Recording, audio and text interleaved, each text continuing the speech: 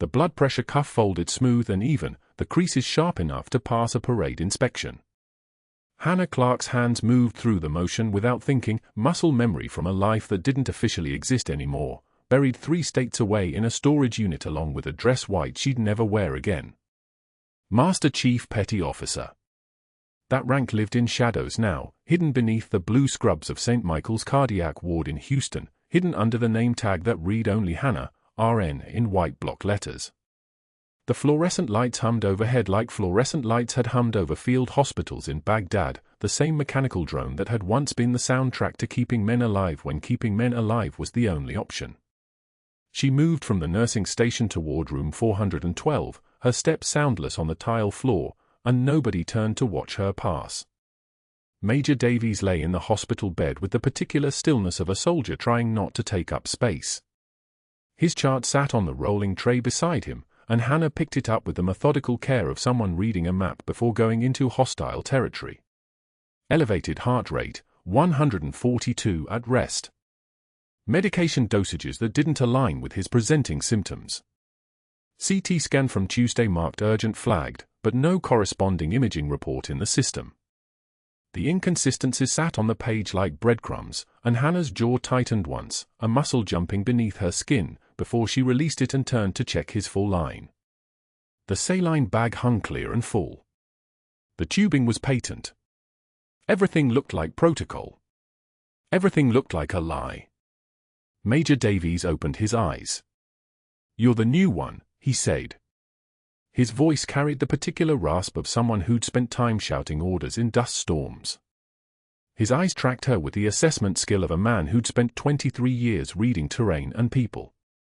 She recognized that look.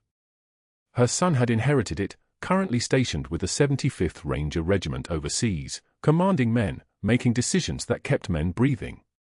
This man, lying in this hospital bed with medication dosages that didn't match his chart, commanded that unit. That unit that had become her reason for being here. "I'm Hannah," she said. 8 words. Not 12. Not an explanation. Not an apology for being new, for existing, for having hands steady enough to do work that other nurses took 3 months to learn. She checked his pulse, still elevated, still wrong. "How long has your heart rate been running high?" "Since Tuesday," Davies said. "Day after that scan they won't show me." The words sat between them like a grenade with the pin pulled. Hannah wrote nothing down. She simply nodded, and checked the foresight for infection, and adjusted the monitor leads that were already perfectly adjusted, buying time for her face to reset into the blankness that had kept her alive in Fallujah and would keep her invisible here in Houston. Major Davies watched her the way soldiers watched medics who moved like they'd done this when before meant mortars and dust and blood that wouldn't stop. She could feel the recognition hovering at the edge of his consciousness, the way he was trying to place her. Not her name. Not her face. Something deeper. The way she handled the equipment. The way she read his vitals like they were words in a language she'd learned in the field. "You know what a 142 resting heart rate means," he said. It wasn't a question. "It means we monitor you," Hannah said. 5 words. Deferential. Soft. Not revealing that it meant his doctor was prescribing the wrong medication at the wrong dosage, that something was systematically wrong with his treatment, that the inconsistencies in his chart were starting to form a pattern she recognized from her briefing materials. She finished her assessment and stepped back from the bed. "I'll check on you in an hour. Call if you need anything." She was at the door when he spoke again. "You served," he said. Not a question. A statement of fact delivered the way soldiers deliver facts in the field, flat, certain, leaving no room for debate. Hannah's hand paused on the door frame. She didn't turn around. "My son's with the 75th Ranger Regiment," Davies continued. "You move like someone who's given orders in places where orders got people killed. You walk like someone who carries weight that isn't weight." The hallway stretched long and empty beyond the doorway. Hannah counted her heartbeats, 1, 2, 3, before she responded. "Get some rest, Major." She pushed through the door into the corridor, where the antiseptic smell hit like a wall and the ventilation system wheezed somewhere in the ceiling like something mechanical learning to breathe. Behind her, she heard Davies exhale like he'd been holding his breath, like he'd just confirmed something he needed to know. The nurses' station occupied the center of the ward, a command post of monitors and rolling chairs and computers that never stayed logged in long enough. Dr. Whitfield stood there reading something on his tablet, his expensive watch catching the fluorescent light the way expensive things always did. He didn't look up when Hannah approached to input Davies' vitals into the system. His eyes were the color of slate, and they moved across the back of her neck like he was measuring something, calculating something. Hannah had seen that look before. She'd seen it on the faces of men deciding whether she was useful or dangerous. Dr. Whitfield was doing both. He was watching her fingers move across the keyboard, too precise, too certain. He was watching the way she'd handled Davies' chart earlier, not fumbling through it like a new hire, but reading it like she was cross-referencing something against an invisible standard. He was watching the way she moved, the way she held herself, the particular kind of stillness that came from having learned to be invisible in places where visibility meant dying. Dr. Whitfield turned a page on his tablet without reading it. "How long have you been in nursing?" he asked. His voice carried the weight of someone accustomed to being answered promptly and completely. Hannah didn't turn from the computer. She entered Davies' heart rate, 142, and then his blood pressure, 160/98, climbing, and then she turned to face him. 7 years, she said. It was true. The other 16 years didn't need to exist here. They were archived in places that required clearance to access, in units and operations that never appeared in official records, in a rank that lived in locked storage 3 states away along with the dog tag she'd stopped wearing the day she accepted this assignment. Dr. Whitfield's eyes narrowed. She'd been hired 3 days ago, and she already moved through the hospital like she'd worked here for 3 years. She already knew where everything was. She already knew that the charts didn't match the patients. That was the problem. "Interesting," he said. "Not warm. Not cold. Calculating. The way a man calculates odds and adjusts his betting strategy accordingly. Most 7-year nurses don't handle trauma cases with that kind of," he paused, selecting the word with precision, "competence. Where were you working before this?" "Memorial Hospital in San Diego," Hannah said. Another truth. Another partial truth. She didn't mention the work that came after San Diego, the months in Landstuhl Regional Medical Center in Germany, the field hospital rotations through Bagram Airfield. She didn't mention the patients who weren't on any official roster.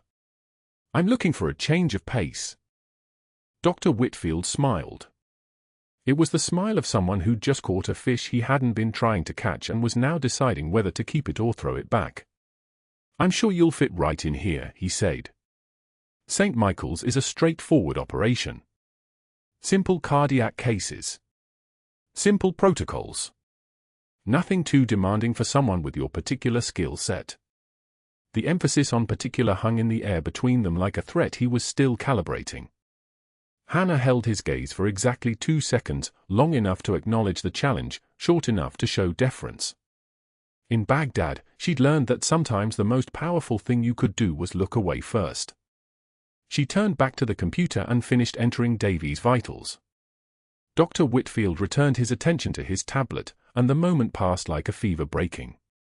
But that wasn't the end of it. That was the beginning.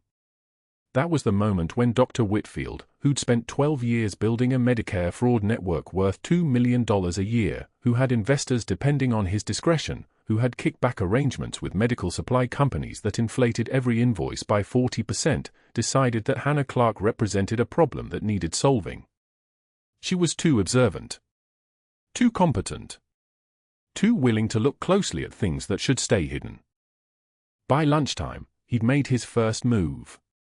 He was in the cafeteria, surrounded by 3 other physicians and 2 hospital administrators, and his voice carried that particular kind of loud that was meant to be overheard. "I'll tell you what," he said, raising his coffee cup in a mock toast. "I'll bet anyone at this table $1,000 that new nurse in cardiac doesn't make it through the week." Tops. The administrators laughed. The other physician smiled that smile that men smile when they hear a colleague express contempt for someone below them. Dr. Whitfield turned the coffee cup in his hand and let his eyes settle on Hannah, who had just walked through the cafeteria doors with her lunch tray, a turkey sandwich, an apple, a bottle of water. His eyes held hers for exactly long enough for the message to land. You don't belong here. You're not going to make it. Who's taking my bet? Hannah kept walking toward an empty table in the corner. She set her tray down. She unfolded a paper napkin with the same care she'd folded the blood pressure cuffs that morning. The cafeteria hummed with the sound of conversation she wasn't having, of people eating food she was only pretending to be interested in. She lifted the sandwich to her mouth. And then Dr. Whitfield walked past her table, close enough to touch, close enough to reach, and he swept her entire tray onto the floor with his elbow. The sandwich tumbled across the tile. The apple rolled toward the wall. The water bottle tipped and spilled across the floor in a spreading pool. Dr. Whitfield didn't break stride. He didn't turn around. He kept walking like a man who'd learned a long time ago that other people's messes weren't his concern, that consequences were things that happened to people who didn't have his leverage, his connections, his particular kind of protected status. Hannah sat completely still for exactly 3 seconds. She didn't flinch. She didn't stand up. She didn't let any of the witnesses see her jaw clench. Then she rose from her chair, walked to the supply closet by the cafeteria entrance, retrieved a mop and bucket, and began cleaning the floor. The water smelled like whatever cleaning solution they mixed it with, sharp and chemical. Her hands moved with the same precision they'd moved in field hospitals, methodical, efficient, undistracted. Around her, the cafeteria fell quiet. Everyone watched. Everyone waited to see what happened next. What she did next would be the measure of whether she stayed or whether she quit. Dr. Whitfield had calculated that down to the dollar amount, $1,000 said she couldn't handle a little humiliation. She was halfway through mopping when Dr. Whitfield walked back past her, deliberately this time, and tossed a patient chart at her feet. It landed hard, sliding across the wet floor. His voice came down like a judgment. Pick that up, sweetheart, and try reading it this time, maybe you'll learn something. The cafeteria held its breath. Someone dropped a fork. It clattered against a plate like a gunshot. Hannah finished the mop stroke. She set the mop handle against the bucket. She knelt down in her wet scrubs and picked up the chart, water soaking into the hem of her pants leg. The chart was for Davies. That was intentional. That was a test. That was Dr. Whitfield confirming what he already suspected, that she was taking particular interest in that particular patient. She stood, chart in hand, water dripping from her fingers. Her jaw clenched once. A muscle jumped beneath her skin, right beneath her left ear, the kind of muscle tension that came from years of learning not to hit people when hitting them would compromise the mission. She held the clench for exactly 1 second. Then she released it. She set the chart on a nearby table, dried her hands on a paper towel, and returned to her rounds without a word. The cafeteria resumed its conversations in hushed tones. Dr. Whitfield had already moved on to his next patient, satisfied. He'd proven what he needed to prove. He'd established hierarchy. He'd drawn a line. Now they would just wait to see if she was smart enough to step across it and disappear.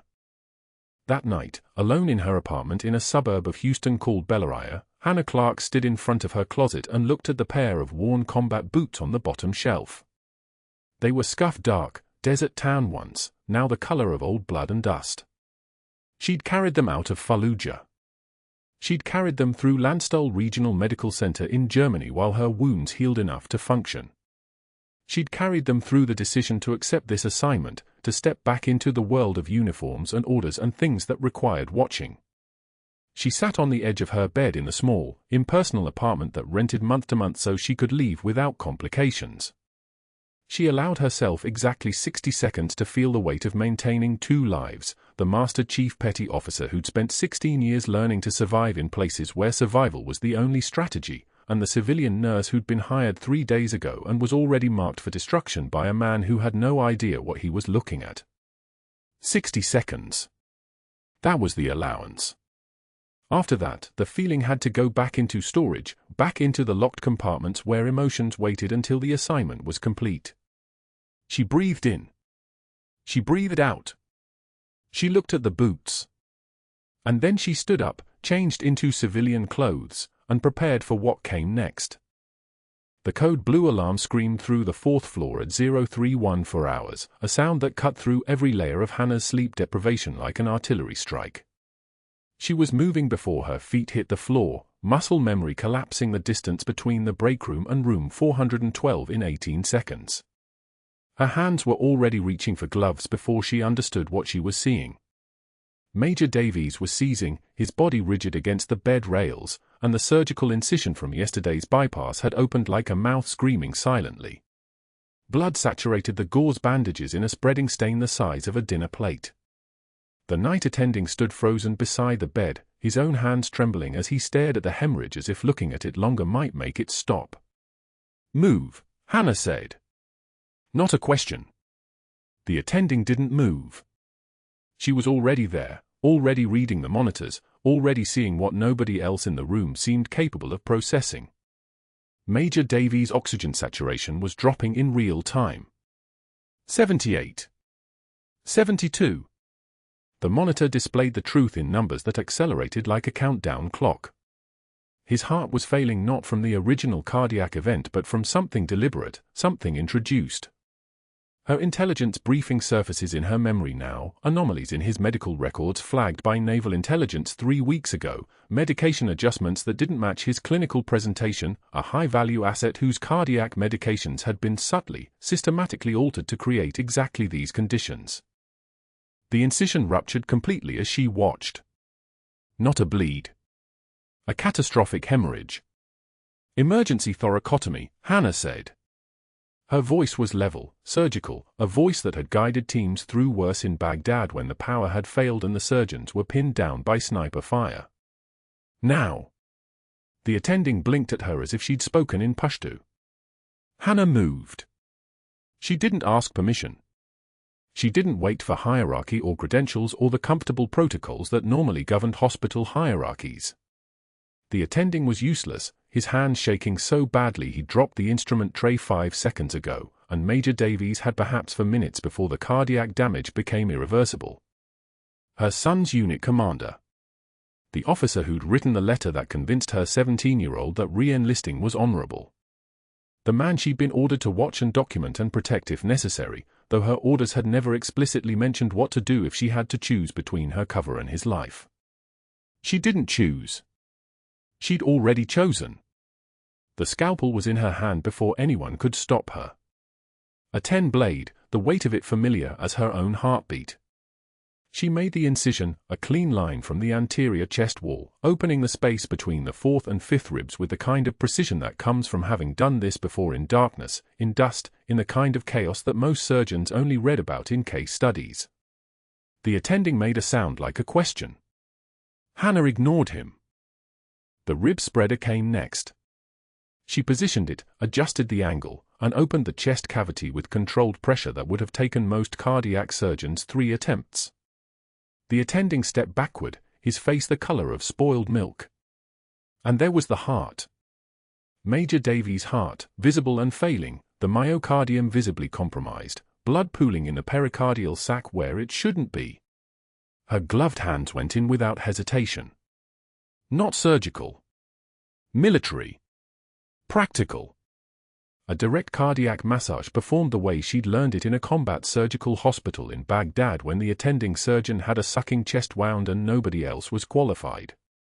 Her fingers found the left ventricle, began the rhythm, compression and release, each movement controlled and deliberate and producing immediate results. "I need epinephrine," Hannah said. 1 milligram for push.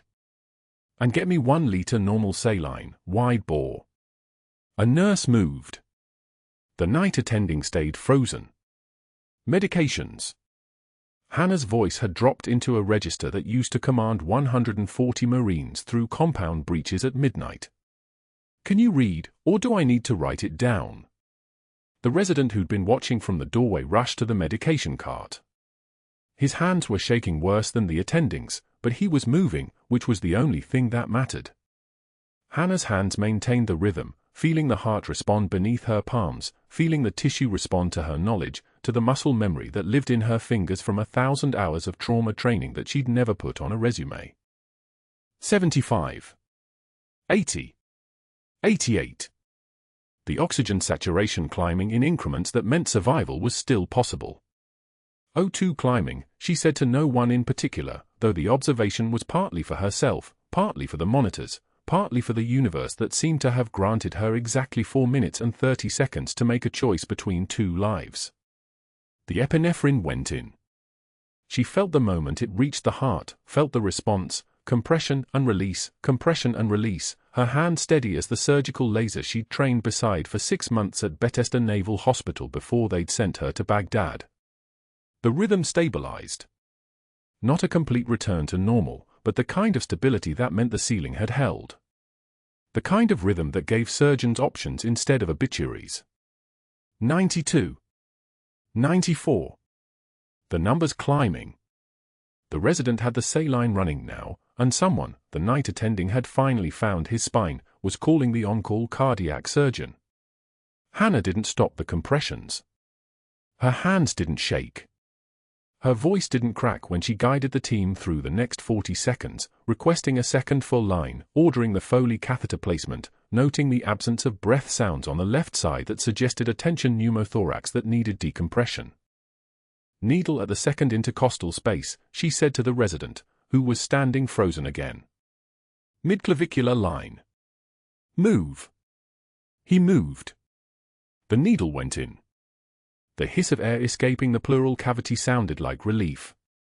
By the time the on-call cardiac surgeon arrived, Major Davies was stable. Not recovered.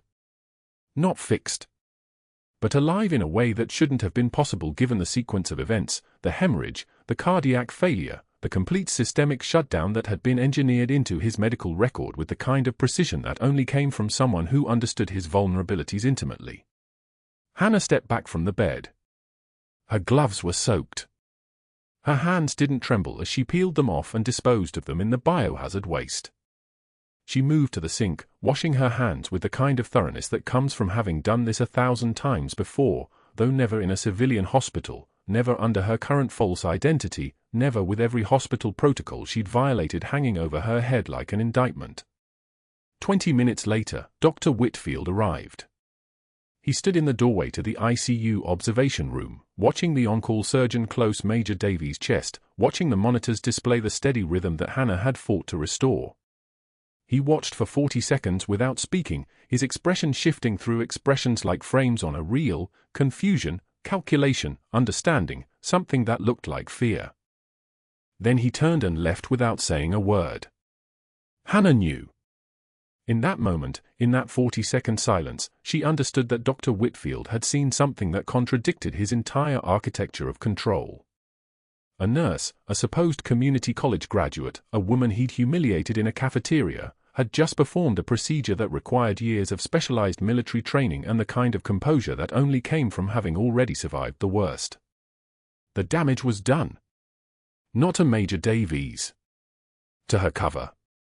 Dr. Whitfield stood in the administration corridor at 11:36 a.m., his phone already pressed to his ear before he'd even closed his office door.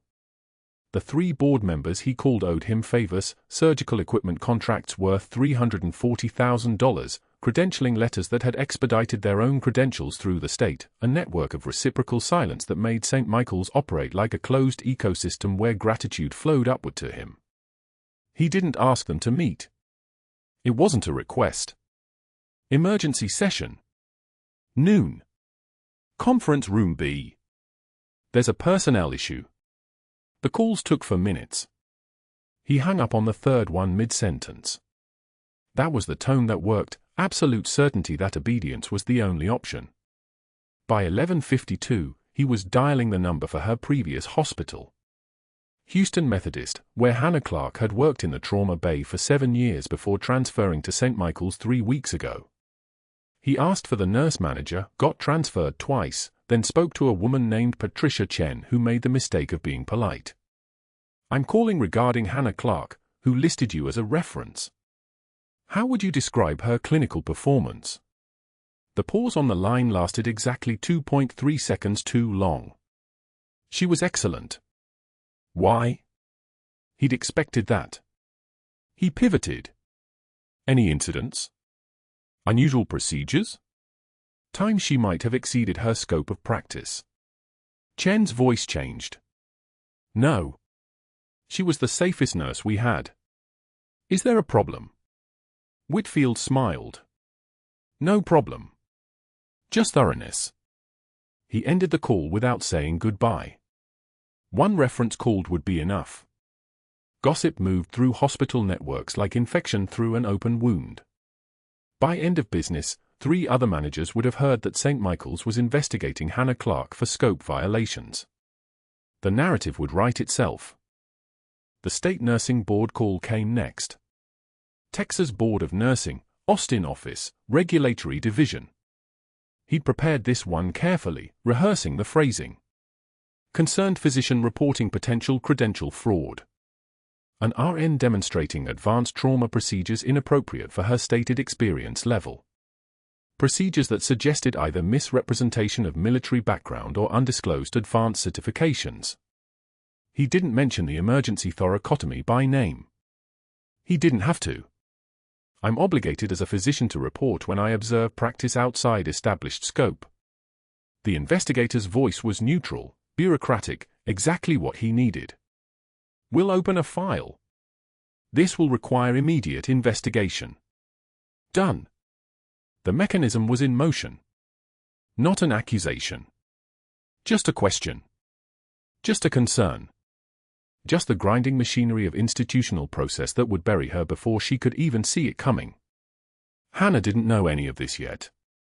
She was still in the ICU at noon, in the break room picking at a sandwich she wasn't eating, her hand still tremoring slightly, not from fear, but from the crash that followed adrenaline dumps like the one she'd lived through at 3:14 that morning. She'd already filed the incident report, already documented everything in clinical language that stripped the emergency of its emotional content. Direct cardiac massage. Manual defibrillation. Spontaneous sinus rhythm achieved. She'd learned long ago that the best way to hide what you were capable of was to make it sound routine. At 1:23 p.m., security appeared at her station. Not aggressively. That would have drawn attention. Just a quiet word from the charge nurse. Hannah? They need you in the administrator's office. The way the charge nurse couldn't meet her eyes confirmed what Hannah's pattern recognition training had already suspected. Something had shifted. The administrator was a woman named Rebecca Foster who'd always seemed competent until Hannah saw her sitting in the conference room flanked by 3 board members who looked like they'd learned empathy from a deposition manual. Dr. Whitfield was there too, standing near the window with his hands clasped, the picture of concern. Hannah, please sit, Rebecca said, and Hannah did, understanding that what she was about to hear was already decided. We've received a report from Dr. Whitfield regarding observations during this morning's Code Blue. Specifically, concern about advanced trauma procedures outside the scope of standard nursing practice. Hannah didn't speak. Silence was better. Let them fill it. Additionally, we've contacted your previous employer and the State Nursing Board has opened a file. We need to place you on immediate suspension pending investigation. Not fired. Suspension. The word had teeth. The word meant criminal investigation, meant her nursing license under review, meant 20 years of careful identity construction crumbling in conference rooms that smelled like antiseptic and corporate cowardice. I understand, Hannah said quietly. The voice she used was still the deferential one, still carrying the nurse's station accent of someone who apologized for existing. Later, when she was alone, that voice would change. But not here. Not in front of them. Whitfield cleared his throat. As a precaution, security will escort you from the building. You're not to return to patient care areas. Personal effects from your locker can be retrieved with an escort present. He said this to the window, not to her, which meant he already knew he couldn't hold her gaze. He was afraid of something. Of her. Of what he'd seen her capable of. Good. The escort was a security guard named Marcus who'd always nodded at her in the halls. He wasn't happy with the assignment. He walked beside her to the locker room, the same locker room where nurses stored their lives in miniature, photos of children and husbands and dogs, motivational quotes on laminated cards, phone chargers tangled in the door hinges. Hannah opened hers and pulled out the few things she'd brought, a book she hadn't opened, a water bottle, a photo of her son that she kept facing inward. And the boots. The worn combat boots from Baghdad, the ones with her blood and someone else's dried into the leather. She'd brought them on her first day. Muscle memory. You always had your exit route.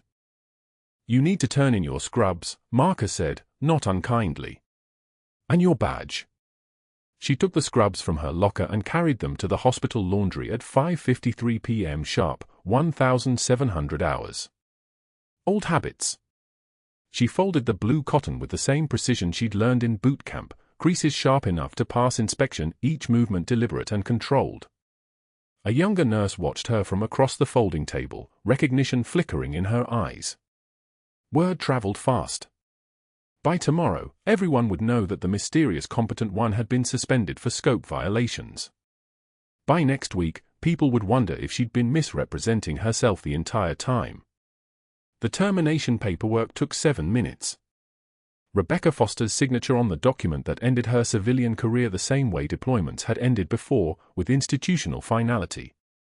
Hannah signed where indicated, surrendered her badge, and walked out through the same emergency room doors she'd entered through 3 weeks ago. Security didn't follow her to the parking lot. She was no longer a threat to anyone here.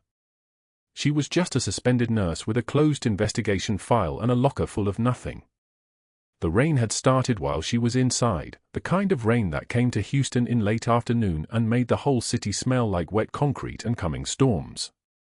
She sat in her truck for 8 minutes, hands on the steering wheel, watching water stream down the windshield. The trembling wasn't fear anymore. It was something else entirely. Restraint. The accumulated weight of 3 weeks spent pretending to be smaller than she was, of accepting humiliation she could have ended with one word, of maintaining cover while a man built his case against her because she'd been better at saving lives than he was at ending people for money. She pulled out of the parking lot at 5:41 p.m., the radio off, the city lights reflecting off wet pavement like scattered ordnance. She knew what was coming. The investigation would take 90 days minimum. They would find nothing because there was nothing to find, no falsified credentials, no undisclosed certifications, only a woman with the wrong training doing her job too well. The state would clear her. The hospital would quietly rehire her with an apology and a settlement that kept everyone silent. Whitfield had won the battle but hadn't understood yet that she was playing a longer game. She had already won the war 3 years ago in Baghdad. He just didn't know it yet. What he also didn't know was about to walk through those hospital doors in exactly 6 days, and when it did, everything he'd built would begin to burn. 6 days.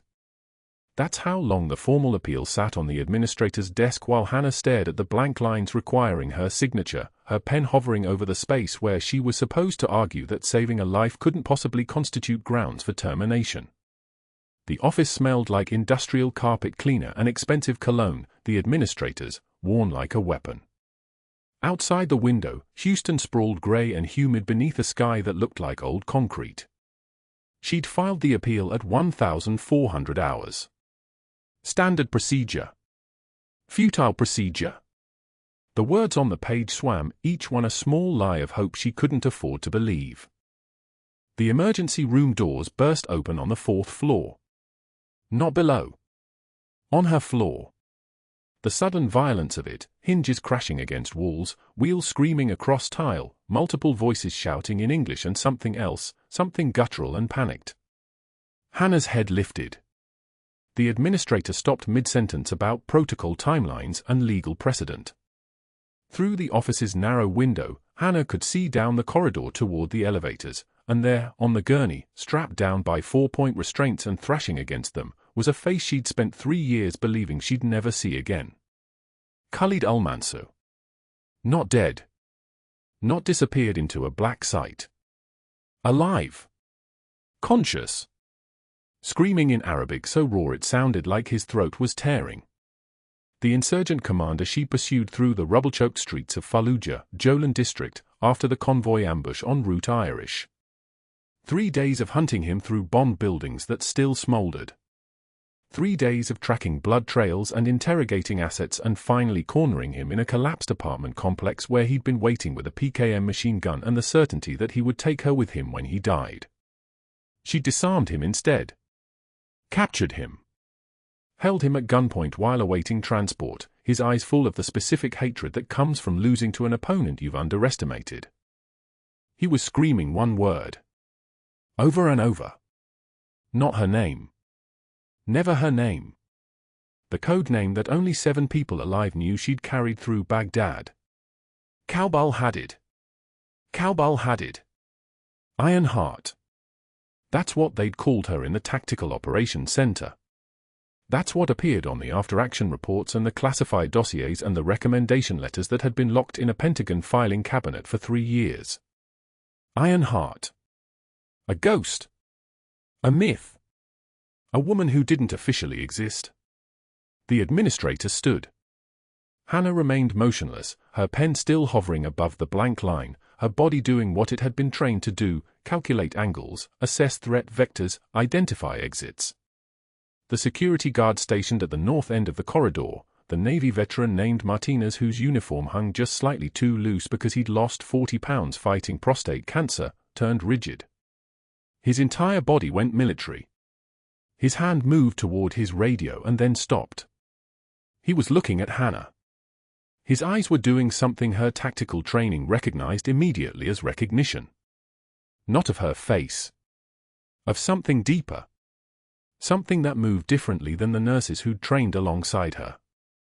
Something that had held weapons and made life-and-death decisions at 0300 hours in compounds on the other side of the world. Martinez walked toward the administrator's office. His movements were measured. Deliberate. The kind of movement that comes from military bearing you carry in your skeleton like calcium.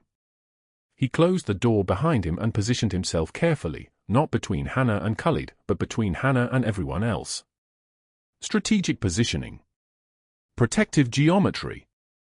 He said quietly, his voice carrying the weight of 20 years of service recognition, the kind of voice that had probably barked orders at junior enlisted and now whispered things to people who understood what his whisper really meant: "You need to tell me your rank right now." The administrator opened her mouth. Hannah met Martinez's eyes. Her pen fell to the desk. The appeal form crinkled beneath her elbow. Downstairs, Khalid was still screaming the code name, his voice starting to hoarsen, a machine starting to wind down when it realizes the operator isn't responding. The administrator's face had gone pale. The fluorescent lights above them buzzed with their endless mechanical drone, that sound of institutions and waiting rooms and places where people's lives hung suspended on paperwork. Hannah made her choice. She'd crossed 3 states to watch Major Davies. She'd folded herself into a cardiac ward and worn a name that wasn't hers and stayed quiet while Dr. Whitfield humiliated her because the mission parameters had included exactly those things. But the mission parameters had not included protecting her cover from her own past, walking through the hospital doors while screaming her battle codename in a language that didn't have English translations for the weight of what it meant. She said it quietly, the way you'd say something at a confirmation hearing or a courtroom or any place where words became evidence: Master Chief Petty Officer, retired. Martinez's entire body changed. He came to attention, not a theatrical gesture, but the genuine vertical alignment of someone whose spine knew what respect looked like. His jaw tightened. He nodded once. Didn't speak. Didn't need to. The elevator doors opened with their pneumatic hiss. Major Davies wheeled himself out, for pole attached like a metal companion, the bag of saline catching the fluorescent light as he moved. His color was still gray from 3 weeks in cardiac recovery, his left shoulder still bound tightly because the shrapnel hadn't come all the way out and probably never would, but his eyes were the color they'd been in Baghdad: alert. Present. The eyes of someone who'd been trained to see what mattered and ignore everything else. He stopped at the administrator's office doorway. He looked at Hannah. His face transformed the way a soldier's face transforms when recognition hits with the force of ordnance. Not shock. Recognition. The kind that comes from remembering someone at the exact moment that person saved your life while taking wounds meant for you. You, he said. Not a question. Baghdad. The route Irish convoy. You're the one. The administrator made a small noise that wasn't quite a word. The elevator dinged again. A Navy captain stepped out. Not a medical captain. A naval officer, his uniform sharp enough to cut, his bearing the kind that comes from commanding the kind of people who operate in the spaces between where the civilian world ends and the things that don't officially happen begin. With him were two master-at-arms, their presence creating a small vacuum of attention around them. The captain carried a folder. Even from across the room, Hannah could see the red-stamped word running horizontally across the front, classified. He opened it without preamble. Master Chief Petty Officer Hannah Clarke, Navy Cross recommended, 17 combat deployments, surgical team leader for Special Operations Command, Joint Task Force Bravo. The captain's voice was the voice of someone reading credentials at a confirmation hearing. Clinical. Matter of fact. 8 confirmed saves under fire in 3 different countries. 2 Bronze Stars. Silver Star. 2 Purple Hearts. The administrator gripped her desk. The captain continued. Emergency open chest cardiac massage performed under fire on Major Davies during the route Irish ambush, Fallujah, Jolan District, 3 years ago, while simultaneously sustaining shrapnel wounds to the left shoulder and right lower extremity.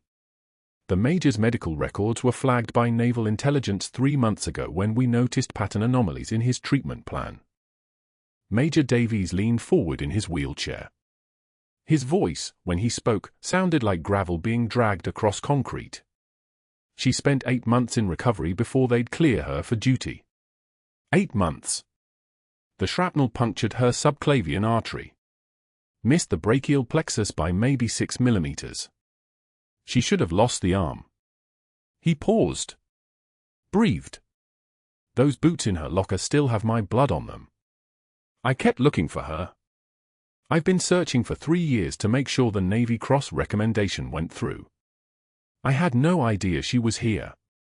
In this hospital. That she'd been working here the whole time.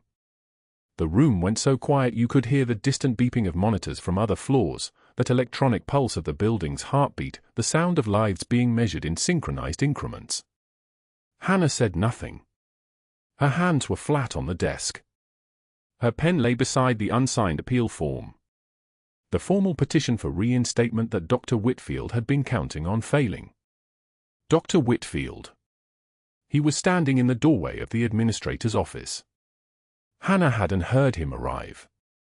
His face had gone the color of old paper. His shirt, expensive fabric, custom-fitted, was damp with sweat at the collar. He was looking at the captain. At the master-at-arms flanking him.